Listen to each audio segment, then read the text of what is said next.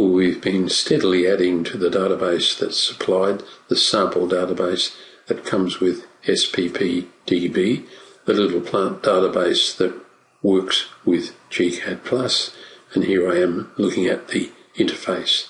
And mostly it's used for finding species with particular characteristics.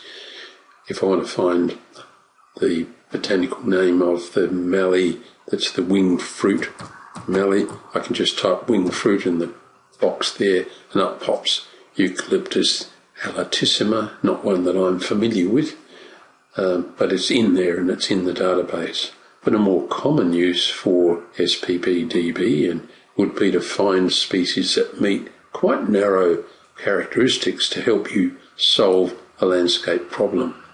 So let's say, for the sake of argument, we were interested in a plant type. Tick that little box there and then choose from a drop-down list.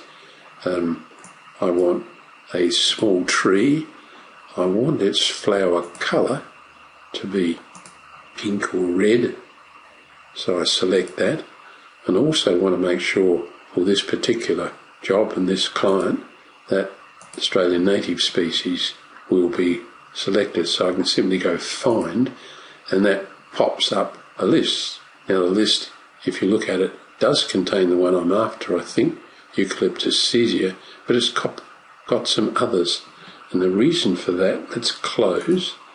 The reason for that is I forgot to tick this box next to custom, so let's find again, and now we get the one species, Gungaroo. So we can close now. We can go back to the edit view. That puts us back where we were. Gungaroo, and we hit enter and we find the plant that we're after, and we've got a lot of information about it, including some information that's come from Wikipedia. So we're slowly improving this database, that, as you can imagine, it takes a lot of time to incorporate this information. You'll of course have your own private database that works for your locality and the species that you work with. But that search facility is very powerful in SppDb.